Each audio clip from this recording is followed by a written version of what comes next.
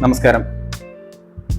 ഇന്ന് നമ്മൾ ഡിസ്കസ് ചെയ്യുന്നത് നന്നായിട്ട് ട്രെയിനിങ് ലഭിച്ച ഒരു ടീമിന് എങ്ങനെയാണ് ഒരു ബിസിനസ്സിനെ വിജയത്തിലേക്ക് കൊണ്ടുപോകാൻ വേണ്ടി കഴിയുക. ഒരു പരിശീലനം ലഭിക്കുക എന്ന് പറയുന്നത് അവർ ചെയ്യേണ്ട ജോലികളിൽ കൃത്യമായിട്ടുള്ള അറിവുകൾ അവർക്ക് കൊടുക്കുക എന്നുള്ളതിനപ്പുറത്തേക്ക് അതിനുള്ള പ്രൊഡക്ടിവിറ്റികൾ കൂട്ടിയെടുക്കുക എന്നുള്ളത് കൂടിയാണ്. പ്രത്യേകിച്ച് റെസ്റ്റോറന്റ്, കഫേ ബിസിനസ്സുകളിൽ ഉൽപ്പന്നങ്ങൾ വിറ്റ് ലാഭം നേടുക എന്നുള്ളതിനപ്പുറത്തേക്ക് നല്ല സേവനങ്ങൾ കൊടുക്കുമ്പോൾ മാത്രമാണ് കൂടുതൽ കസ്റ്റമറിൽ നിന്ന് കൂടുതൽ വരുമാനം നേടിയെടുക്കാൻ കഴിയുക. നിങ്ങൾ ശ്രദ്ധിച്ചിട്ടുണ്ടാവും, ചില റെസ്റ്റോറന്റുകളിലൊക്കെ നമ്മൾ ഭക്ഷണം കഴിക്കാൻ പോകുമ്പോൾ, നിങ്ങൾ ഭക്ഷണം കഴിക്കാൻ പോയ സമയത്തുള്ള അനുഭവങ്ങൾ നിങ്ങളൊന്ന് വിലയിരുത്തി നോക്കിയാൽ മതി.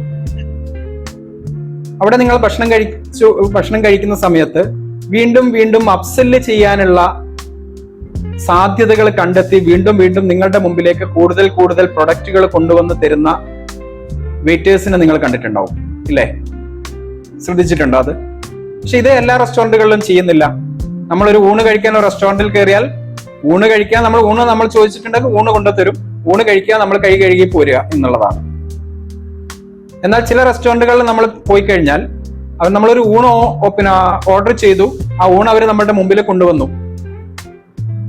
തൊട്ടു പിന്നാലെ എന്താണ് നമുക്ക് സൈഡ് ഡിഷ് വേണ്ടത് എന്നുള്ളത് അടുത്ത ചോദ്യം, ഇല്ലേ?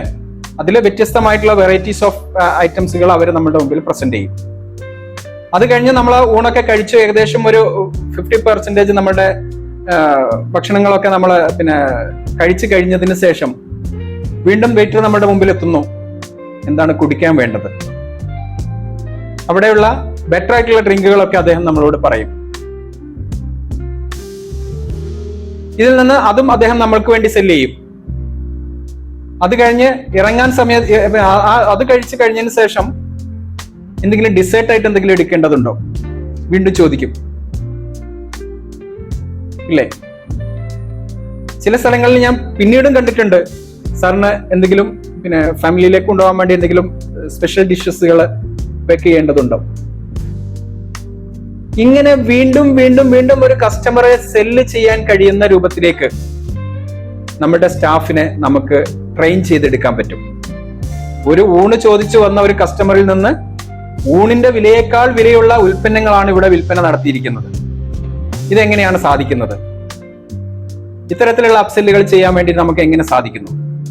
ഇത് വിദഗ്ധ പരിശീലനത്തിലൂടെ മാത്രമേ നമുക്കൊരു ജീവനക്കാരനെ ഇത്തരത്തിൽ പാകപ്പെടുത്തി കൊണ്ടുവരുവാൻ വേണ്ടി കഴിയുള്ളൂ. അപ്പം വിദഗ്ധ പരിശീലനങ്ങൾ കൊടുക്കുന്ന സ്ഥാപനങ്ങൾക്ക് ലഭിക്കുന്ന ബെനിഫിറ്റ് എന്തൊക്കെയാണ് എന്നുള്ളത് നമുക്കൊന്ന് നോക്കാം. 3 ബെനിഫിറ്റുകളാണ് നല്ല പരിശീലനം കൊടുക്കുന്ന സ്ഥാപനത്തിന്, റെസ്റ്റോറന്റ്, കഫേ ബിസിനസ്സുകൾക്ക് ലഭിക്കുന്നത്. ഒന്ന്, ലാഭം വർദ്ധിപ്പിക്കാൻ കഴിയുന്നു എന്നുള്ളതാണ്. എങ്ങനെയാണ് ലാഭം വർദ്ധിക്കുന്നത്? നല്ല ട്രെയിനിങ് കൊടുത്താൽ ലാഭം വർദ്ധിക്കുമോ? ചോദ്യമാണ്. യെസ്, അവിടെ കൂടുതൽ ഉൽപ്പന്നങ്ങൾ വിൽക്കുന്നതിലേക്ക് ഈ എംപ്ലോയി മാറും. കാരണം അതിനനുസരിച്ചാണ് ഇവിടെ ട്രെയിനിങ് കൊടുത്തുകൊണ്ടിരിക്കുന്നത്. ട്രെയിനിങ് എന്നുള്ളത് ഒരു പ്രത്യേക ഒരു കാലയളവിൽ ഒറ്റത്തവണ കൊടുക്കേണ്ട പ്രോസസ് അല്ല. അത് നിരന്തരം നമ്മളുടെ എംപ്ലോയീസിലേക്ക് കൊടുത്തുകൊണ്ടിരിക്കേണ്ട പ്രോസസ്സാണ്. ഓരോ സീസണബിൾ ആയിട്ടും ഓരോ ഘട്ടങ്ങൾ കഴിയുമ്പോഴും അവർക്ക് ട്രെയിനിങ് കൊടുത്തിക്കൊണ്ടിരിക്കണം. അത് നിങ്ങളുടെ ലാഭം വർദ്ധിപ്പിച്ചുകൊണ്ടേയിരിക്കും. ഞാൻ നേരത്തെ പറഞ്ഞ ഉദാഹരണം തന്നെ ഇതിനൊരു ഇതാണ്, അപ്സെല്ല് ചെയ്യുക എന്നുള്ളത്. നിങ്ങളൊന്ന് ആലോചിച്ച് നോക്കൂ. ഒരു 60 രൂപ 70 രൂപ വിലയുള്ള ഒരു മീൽസ് കഴിക്കാൻ വേണ്ടി വന്ന ഒരാൾക്ക് പോകുമ്പോൾ 450 രൂപയോ 500 രൂപയോ ബില്ലുള്ള ഒരു ബില്ല് വാങ്ങി പോവേണ്ട ഒരു അവസ്ഥ വരുമ്പോൾ അവിടെ എത്രത്തോളം അപ്സെല്ല് ചെയ്യാൻ ആ വിദഗ്ധനായിട്ടുള്ള ജീവനക്കാരൻ തയ്യാറാകുന്നുണ്ട്? അദ്ദേഹത്തിന് കിട്ടിയ പരിശീലനമല്ലേ അവിടെ അത്രയും വലിയ വിൽപ്പനയിലേക്ക് കൊണ്ടുവരുന്നത്?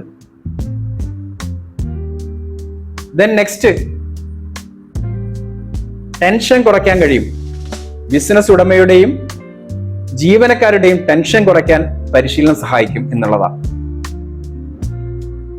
കാരണം ഇവര് പല സ്ട്രെസ്ഡ് ആയിരിക്കും, ഇല്ലേ? ജീവനക്കാർ കൃത്യമായിട്ട് പെർഫോം ചെയ്തിട്ടില്ലെങ്കിൽ ബിസിനസ് ഉടമ ടെൻഷൻഡ് ആയിരിക്കും. അതേസമയം ജീവനക്കാരന് കൃത്യമായിട്ട് പെർഫോം ചെയ്യാൻ കഴിയാത്തതിന്റെ അവസ്ഥകൾ എന്തായിരിക്കാം? അവൻ പല സാഹചര്യങ്ങളിൽ നിന്നാണ് ബിസിനസ്സിലേക്ക് വരുന്നത്.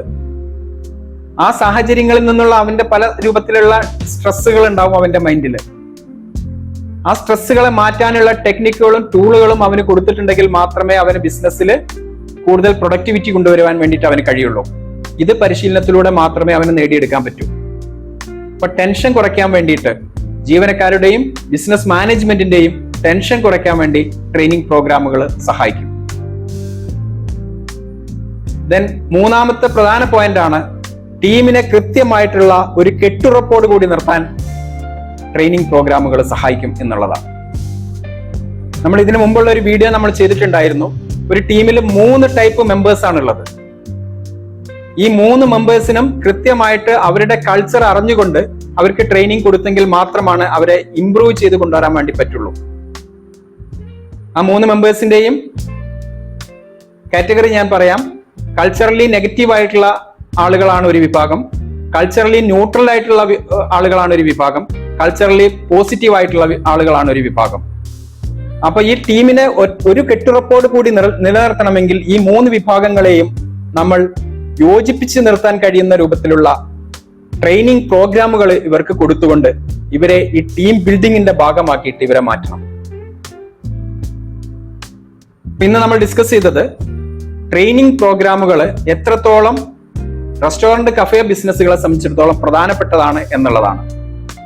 ഇങ്ങനെ ട്രെയിനിങ് പ്രോഗ്രാമുകൾ കൊടുക്കുമ്പോൾ റെസ്റ്റോറന്റ് കഫേ ബിസിനസ്സുകൾക്ക് ലഭിക്കുന്ന മെച്ചം എന്താണെന്ന് ചോദിച്ചാൽ അവരുടെ ലാഭം വർദ്ധിപ്പിക്കാൻ കഴിയും, എംപ്ലോയീസിന്റെയും മാനേജ്മെന്റിന്റെയും ടെൻഷൻ കുറയ്ക്കാൻ പറ്റും, ടീം ബിൽഡിംഗ് സാധ്യമാകും എന്നുള്ളതാണ്.